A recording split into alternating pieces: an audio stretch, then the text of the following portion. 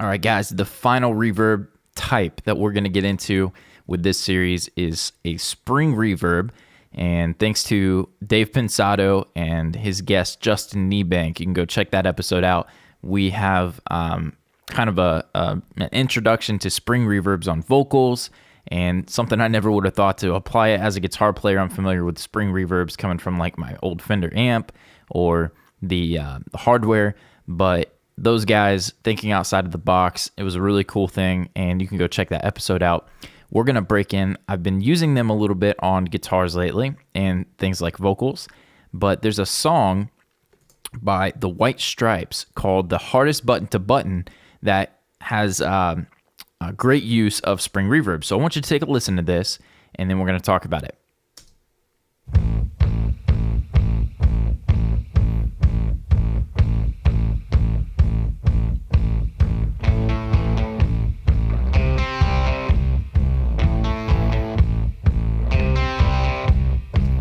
Okay, so to begin with, it almost sounds like they've taken a spring reverb and automated or copied and pasted in a sense of like beat production. The kick down the middle, I'm not sure that kick is triggering that spring reverb, but it's there, and it's got that bouncy vibe, spring reverb, right down the middle in mono. And then when the guitar comes in over on the left ear, I guess you're looking at me backwards here, but the left side, the guitar will come in, and then when it's done, there's a sustain from a spring reverb, and it just kind of pushes out there. Listen again and see if you can identify those.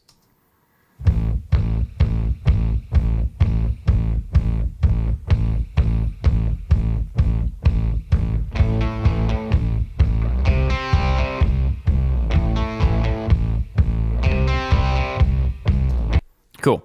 So it's pretty easy to pick out, right? So you've got kind of this sustainy thing going on, and then you've got the one down the middle. The one down the middle seems kind of like, I don't know, I don't want to say creepy, happy. It's kind of an oxymoron, but got a vibe going down the middle. And then the one on the left is like this trailing effect, like the sauce that Fab DuPont talks about, filling out that little bit of space, but it's mono, hard pan to the left.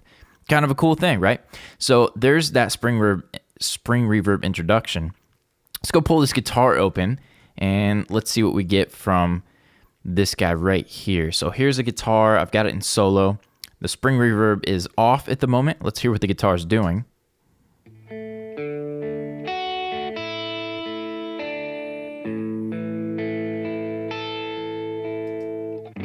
Okay, pretty straightforward little arpeggiated part. I'm going to pull in some spring and see if we can give this a little bit of life.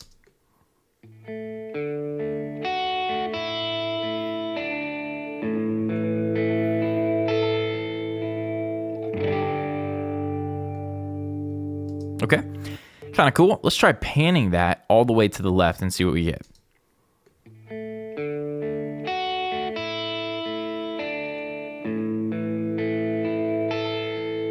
Okay, forgive me. I panned the send.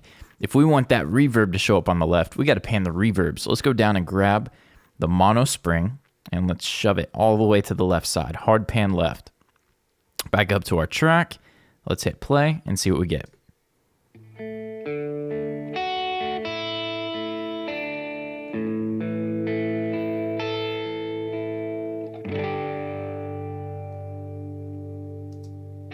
Pretty darn cool. So we got a little bit of that smack coming from it. The parameters here, we've got very simply our mix, which we're using it on a bus, so we probably want to leave that at 100%. The time, which is similar to any other reverb. You got the reverb time. This is at 1.7. We can boost that. Let's hear what it is, like really short.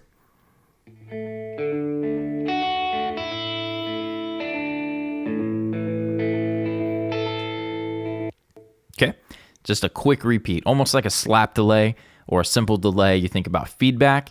That's what I'm getting from time, is more like a feedback on a delay rather than a sustaining reverb. So if we boost that and increase it,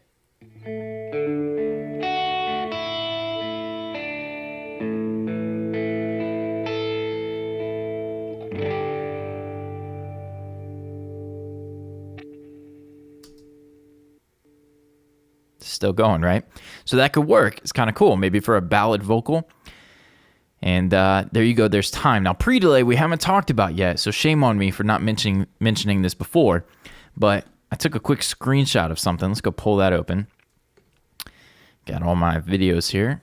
Pull this guy up, and love the internet. A quick search. I figured this was a good enough explanation for you guys. Brought to you by Sweetwater, April 3rd, 1997 at midnight. Pre-delay is a parameter found in reverb processors.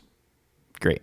It refers to the amount of time between the original dry sound and the audible onset of early reflections and reverb tail. So there you go.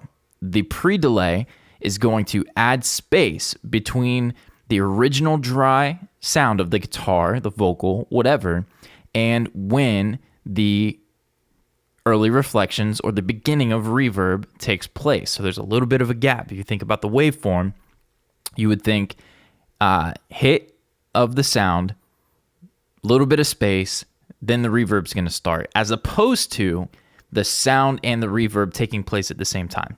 Hopefully that didn't butcher the definition. Give that another look, reread that if it did, and forgive me. But let's add some pre-delay, and then I'm going to talk to you a little bit about how to calculate the pre-delay, which I will do sometimes with an app. So here's one more time. Let's listen with no pre-delay.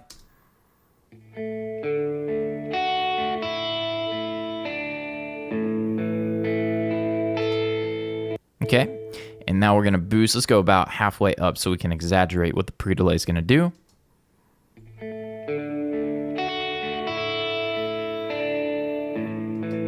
Okay, you can hear it's giving space in between when the sound starts and the reverb starts. Now let's exaggerate that a lot. Let's push it all the way up.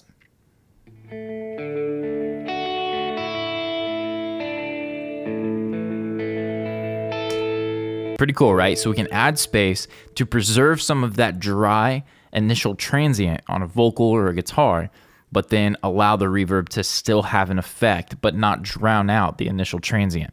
Let's take a look at my app here. It's called Producers Tools, as my phone bleeps at me. I go to my music category here and go to Producer Tools. It's in the App Store. I believe it's both Android and Apple.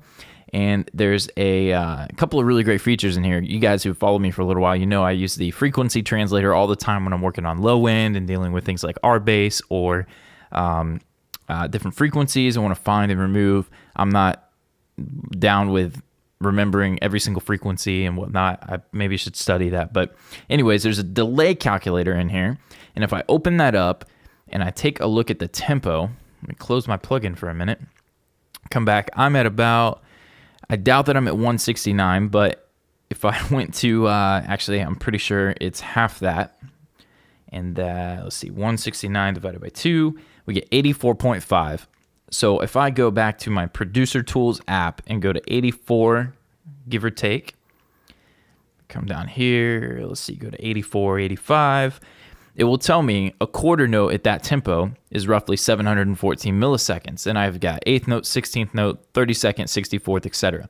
A 64th note is 44.64 milliseconds. So give or take 44, 45 milliseconds, I'm probably in the ballpark of a 64th note, and that might help me to create the right amount of separation for my pre-delay. So back here to my spring reverb, pre-delay, I wonder if I can double tap. I'm going to try 45. There we go. Pre-delay is set to roughly around the tempo of the song. It's going to give me a nice clean interaction between the pre-delay and the tempo of the track. Let's come back up and take a listen to what that's doing. Oh, went too far. There's our drums. Back out here. There we go. Okay, so here is our calculated scientific pre-delay.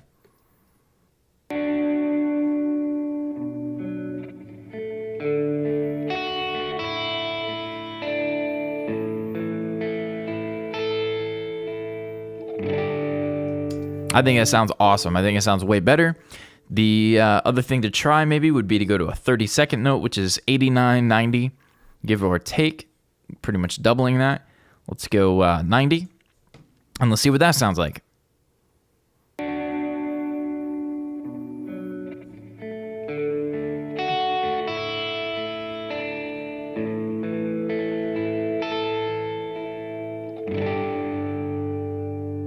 That's pretty rad, right? So it's sounding even better at 90 to my ear, but you may like it a little bit more. You may go another step, take your calculator out, get your milliseconds based on your tempo.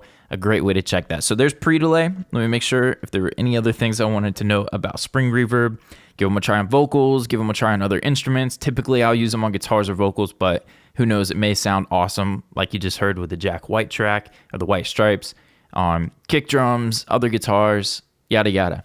Moving on from reverb types, now we're gonna get into some fun stuff. We're gonna be talking about EQ, compression, distortion, saturation, analog character on the back of stock or free plugins that are pretty good reverbs but could do a little bit more.